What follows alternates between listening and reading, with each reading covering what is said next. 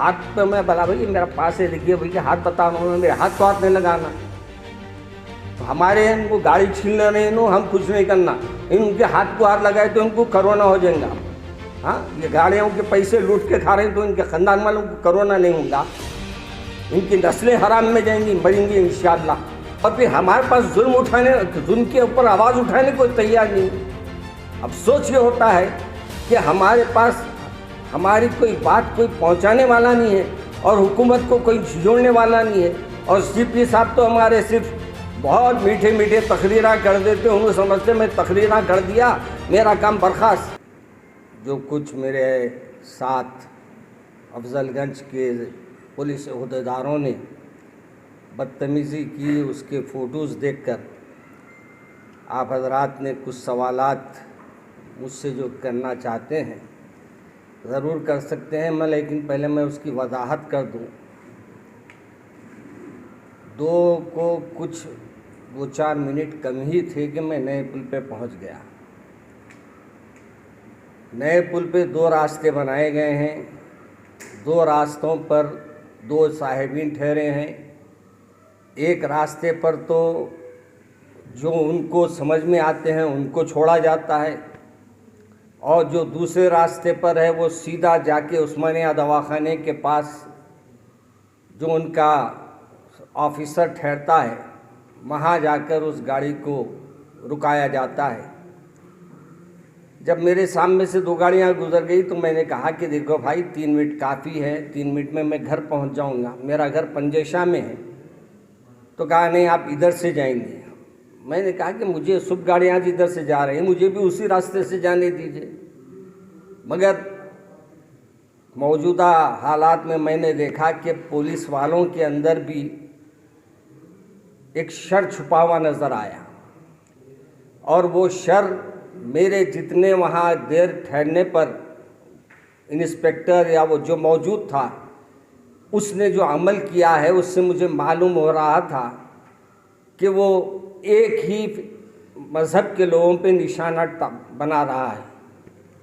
मुझे हैरत ये होती है कि ये चेक पोस्ट हमारी हिफाजत के लिए बनाए गए या हमारे से लूटम लाट के लिए बनाए गए। हमारे कमिश्नर साहब हमारे को इतनी मीठी मीठी तकरीरें करते हुए अपने तरफ मायल करते हैं, लेकिन उनके ओहदेदार जो ठहरे हैं जिम्मेदारी लेकर वो जाहिलों से भी बदतर है।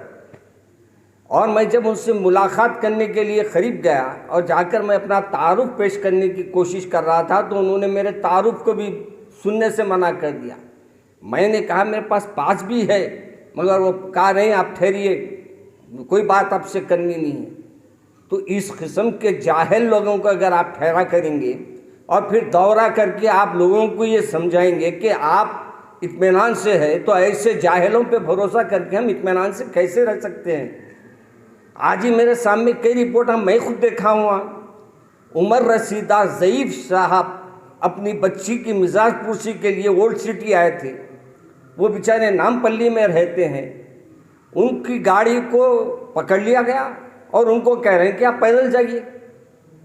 क्या हमारे पुलिस वालों की आँख नहीं है? नौजवान चलो है भाई, आप नौजवानों के साथ करिए। एक ऐसी उम्र वालों के साथ जिसकी उम्र बेचारों की 60 से 65 साल की है, ऐसे लोगों पे ये जुल्म। और आप हुकूमत को खुश करने के लिए, कोर्ट के ऑर्डर को बजा लाने के लिए आप ये लूटम लाट का सिलसिला जो जारी करे हैं और सिर्फ एक तबके को जो निशाना बना रहे हैं, ये तो हैरत की बात है। आज मैं 2-3 मुकामात के तस्वीर मेरे पास लोगों ने भेजा, ये सिर्फ मेरे साथ हुआ है। मैं वो जो लोगों को तकरीबन लोग जानते हैं मेरे साथ जब ये अमल हुआ है तो आम पब्लिक के साथ ये पुलिस वाले क्या रवैया इख्तियार करते होंगे, इनके साथ क्या अंदाज इख्तियार करते होंगे।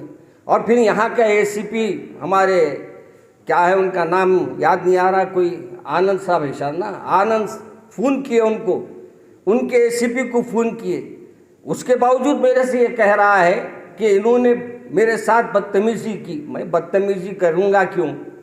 और मेरे को बदतमीज़ी अगर करना रहता तो मैं चौरस्ते पे आके बैठ के पूरे मीडिया वालों को बुलाकर उनके वहाँ बदतमीज़ी करता, मगर मुझे वो नहीं करना था क्योंकि मुझे घर आना था। और मैं एक कमेटी में से आ रहा था, एक मदरसे की कमेटी थी, उसमें गया मियाँपुर। वहाँ से हालांकि मैं 12:30 को निकल गया, रास्ते में इतनी ट्रैफिक, और फिर जिधर देखो सिग्नल पड़े हुए। अब सिग्नलों से बचेंगे तो भी आप जुर्माने लगा रहे हैं। अगर आप ट्रैफिक को कैसे उसको छोड़ के हम आगे बढ़ेंगे, ये भी तो हमारे लिए मसला है।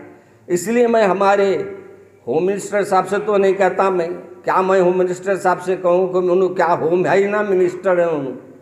बहरहाल जो अब हमारे सीपी साहब या वो डीआईजी साहब जो ओल्ड सिटी के पहले जिम्मेदारी कबूल दिए हैं, उन्होंने जिम्मेदारियाँ निभाए हैं, उनसे मेरी गुजारिश है कि ये ऐसे पुलिस वालों पे सख्त एक्शन लिया जाए। और मेरे को अफसोस इस बात पे भी है कि लोग इनसे खैरखाई क्या करेंगे। अभी एक देखा मैं, एक हामिला औरत को लेकर जा रही, उनसे गाड़ी छीन ले रही। ये कोई शराफत है? 15 मिनट पहले की 15 मिनट पहले 2 से 15 मिनट पहले, चलिए आपके 2 बज गए तो अलग बात है, फिर ऐसे केसों में कौन उनको हमदर्दी करेगा? क्या नहीं तो आप एक एम्बुलेंस हर जगह वहाँ ठहरा कीजिए। अगर ऐसे कोई हालात हो रहे हैं तो वहाँ ऑटो खड़ा कीजिए। लोगों को आप जहाँ गाड़ियाँ छीन रहे हैं वहाँ से घर को भेजने का इंतज़ाम आप कीजिए। ये कौन सा जुल्म है? और फिर हमारे पास जुल्म के ऊपर आवाज़ उठाने कोई तैयार नहीं है। अफसोस ये होता है कि हमारे पास हमारी कोई बात कोई पहुंचाने वाला नहीं है और हुकूमत को कोई जोड़ने वाला नहीं है। और सीपी साहब तो हमारे सिर्फ बहुत मीठे मीठे तकरीरा कर देते, उन्होंने समझते मैं तकरीरा कर दिया मेरा काम बर्खास्त। मगर हकीकत ये है भाई कि आज के दौर में मैं ये नहीं चाह रहा हूँ कि किसी को जज्बात में लाना, मैं ये चाह रहा हूँ कि हम कानून का एहतराम करते हैं, आप भी हमारे साथ नरमी का बर्ताव करें। हाँ, नौजवान अगर फिर रहे हैं आप उनको बराबर रोकिए, बराबर उनसे सवाल कीजिए, मगर कोई अच्छी अहम शख्सियत दिखती है तो उसके साथ का तो मामला अपना रुख बदल के बात कीजिए। वही आप अपनी ज़बान, वही अपनी लफ्ज़ी, वही अपनी पुरानी आदतें कैसे आप बर्दाश्त की जाएंगी? इसलिए मैं मौलाना, चालान हुआ आपके साथ या फिर बातचीत करके छोड़ा गया आपने? देखिए, मेरे को जहाँ तक इल्म हुआ है कि हमारे बिरादर अंसारी साहब ने बलाला साहब को फ़ोन किया था और फिर बलाला साहब भी वहाँ फ़ोन किए तो उनके सामने भी यही कमबख्त ने कहा है कि बहुत कुछ इन्होंने कहा। मतलब कि मेरे साथ लोग मौजूद थे वहाँ, मैं उनको सिर्फ यही कहा कि भाई मेरे पास भी है, मैं अपनी गाड़ी में आज नहीं निकला हूँ, मेरे पास अचानक मैं निकला था, एक दूसरी गाड़ी में मैं आया हूँ, मेरे को आप छोड़ दीजिए, मैं पंजेशा पे आऊँ। मैं इतनी बात पे वो ये कह रहा है कि मेरे से बहस करे। ये बहस है? ये कोई हाथ पे मैं भला भाई मेरा पास है, देखिए भाई के हाथ बता रहा हूँ, मेरे हाथ को हाथ नहीं लगाना। हमारे इनको गाड़ी छीनना नहीं, हम कुछ नहीं करना, इनके हाथ को हाथ लगाए तो इनको कोरोना हो जाएगा।